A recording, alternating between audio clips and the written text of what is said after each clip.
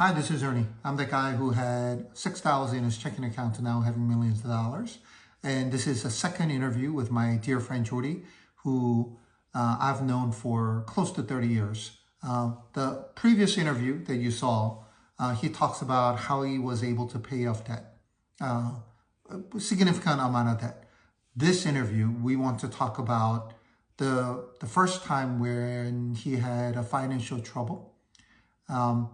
The type of challenges that he had and how difficult it was emotionally and physically, living with a possibility of a failed business where he invested all his savings. Even more challenging, he came from a very wealthy family. So losing everything, it is a real challenge. So I want you to hear directly from him in this second part of the interview. Jordi, thanks again. Can you talk about that first time when you bought that employment agency and what happened to it and why it never got to what you expected? You know, you thought you guys are going to make tons of money. What happened to it? So that audience can actually learn from the mistake that you have made. The first time I was in significant financial trouble was when I moved back to the States and I bought an employment agency with a partner. When we bought the agency, the numbers they had given us were off. At closing, they pressured us to do personal guarantees. That was not part of the agreement. When I told my partner, he said, "Jordi, don't worry about it. We'll pay it off so quickly." And I thought, he's the millionaire guy. If he signs, then I'll sign. And that was a big mistake on my part. So when we bought the staffing agency, this was the first time, but I put in all my savings. That was $50,000. I was on a budget. I had $42,000 salary a year, which was enough to share one car with my wife and to go out to eat to McDonald's once a week. That was it, guys. But payroll was $17,000 a week, and the company did not have this money. So we constantly needed capital infusions, which my partner had to put in, but he didn't like to. So they would always come in late. We were always 1 week away from being insolvent. It must be really stressful to be financially strapped. The company might go bankrupt at any moment. How are you able to even handle this emotionally? Can you explain a little bit? The personal toll it takes on you, gosh, that's stress.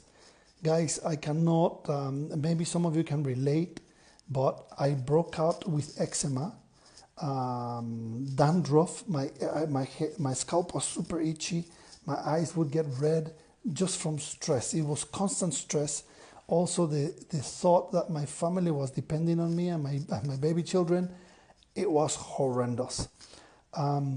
What happened here is I had a conversation with my mom where she said, "Jordi, what's the worst that can happen?" And I told her, and I said, "Can you live up with that?" And I said, "Yeah."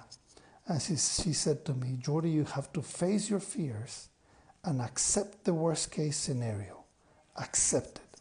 And then I was able to let go. And my stress that was manifesting in my body, I started to heal from that. But basically, this story is not about getting out of debt, but about dealing with the emotional toll that being in financial trouble takes. You just have to let go, face your fears, give everything up to God, or rely to your family or to whoever you believe in, and know that everything will be fine in the long term. I basically ended up giving up my partnership, and it was up to my partner to do whatever he wanted with that business. Maybe 6 years later, I got a notice that we were out of debt. That poor guy. Thanks, Jordi. This is a painful time. especially when you are saddled with debt, people depending on you. When I had a debt growing up, or when I was younger, it was just me. And I always thought I could just move back in with my parents, but I cannot imagine having a family and who depends on you, and you have to go through this. Thanks for sharing this. I appreciate it. And for those who have been watching this interview, it is really tough to live with that. It is stressful. I know several people who cannot even get a roof over their head because they are drowning in debt and they don't have good credit. I hope you guys are listening and watching and take the necessary steps, such as cutting costs, maybe to working directly with a lender to renegotiate debt. And of course, you need to talk to people who specialize in this to ensure that this is the right thing for you. But hopefully you'll make the right steps to get out of debt, like the way he has been, and some of my other friends have been in the past, and financially become debt-free. Hopefully this was useful, and hopefully more and more people will get less stressed out from financial the financial mess that we sometimes, multiple times, just like my friend, have been in. I think he had some financial difficulties 3 times in his life.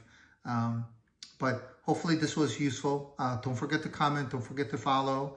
And if you have any specific questions for him, I talk to him on a regular basis, so just comment. And now that my message is finally working, you can send me direct messages and I'll send it to him so that he'll be able to answer it for you. All right, thanks for watching. See you on Monday.